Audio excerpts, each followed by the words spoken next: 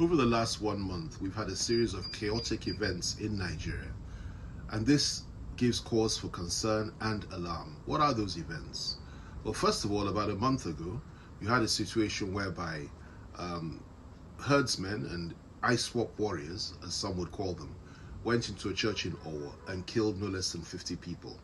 Next event, about a week later, that's 3 weeks ago, you had a situation where ISWAP warriors, bandits they call them in some parts, attacked and killed no less than 90 people in Zamfara state.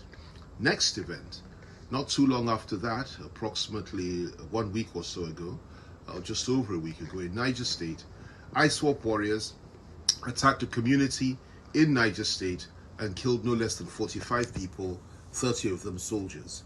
And finally, just a few days ago, ISWAP warriors attacked Kuje prison and bombed their way in, freeing no less than 600 people, 300 of whom were recovered later and found.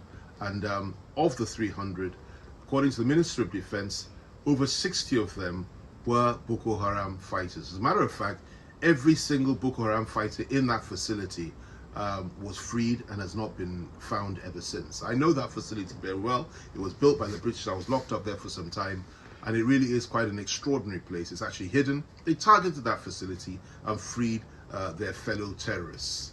Now, the most disturbing thing about this is that there's clearly an orchestration behind the whole thing. 1 month, all these events, and countless others long before then. The interesting thing is that when it came to the Kuje prison attack, the DSS informed the military about precisely what was going to happen and told the military where those boys were, and nothing was done about it. The military ignored these warnings. Where those boys were hiding, they were left alone, they were not rooted out, and they carried out their operation with immense precision. Worst of all is the fact that the soldiers that were actually posted in that area were withdrawn 24 hours before this event took place. And these boys operated for no less than 3 hours, bombing, killing, maiming, and pulling down walls and freeing their colleagues. Again, there's an orchestration going on. It gets worse. About 3 months or so ago, we had the attack on the train to Kaduna.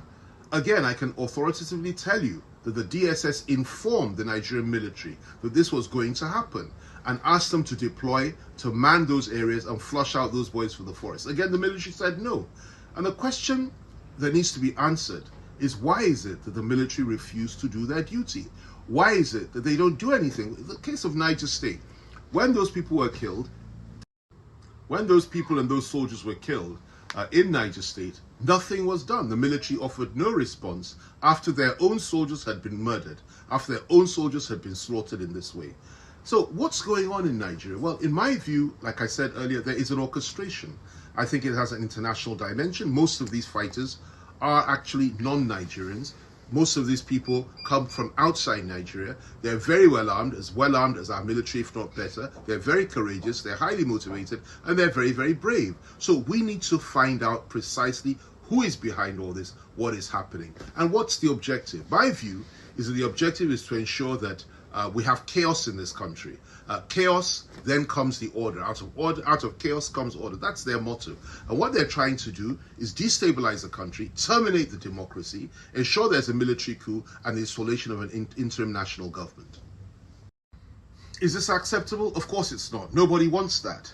But some deluded individuals clearly are up to no good. And I think that given the fact that the NIA, that's the Nigerian International Security Agency, that takes care of external intelligence, the DSS, which takes care of internal intelligence, and even the Nigerian police have really done as best as they can. They've done an excellent job, as a matter of fact, in the circumstances.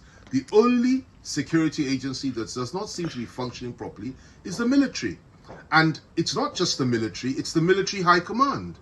The junior officers, the boys in the field, are dying like flies. They're killing them, and they're giving their lives, sacrificing their lives for Nigeria. But the military high command, in my view, has failed.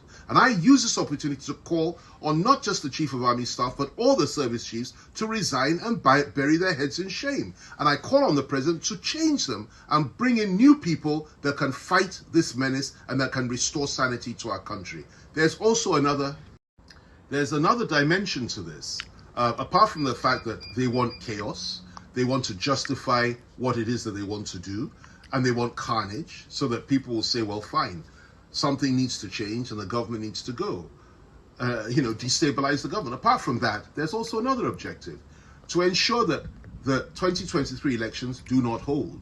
Where you have chaos and where you have fighting, you cannot have an election. That is another objective. Now, if the election does hold, what they will do is that either during or after the election, as an aftermath of that, there'll be all kinds of contrived violent acts all over the country, in which the whole thing will then ensure that everything is stopped, the whole thing is destabilized, discredited, and we are back to square one.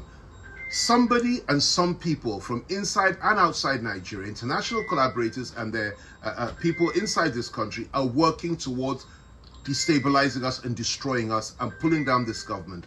And we are all focused on 2023. We've taken our eye off the ball.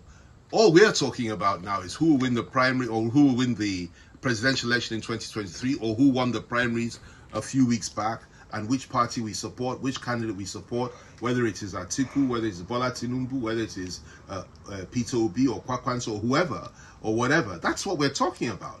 We've taken our eye off the ball. Meanwhile, our country is burning, our soldiers are being slaughtered, our policemen, our DSS agents and NI agents are being killed in the field, and our government has not done anything about it. We need to do a lot more.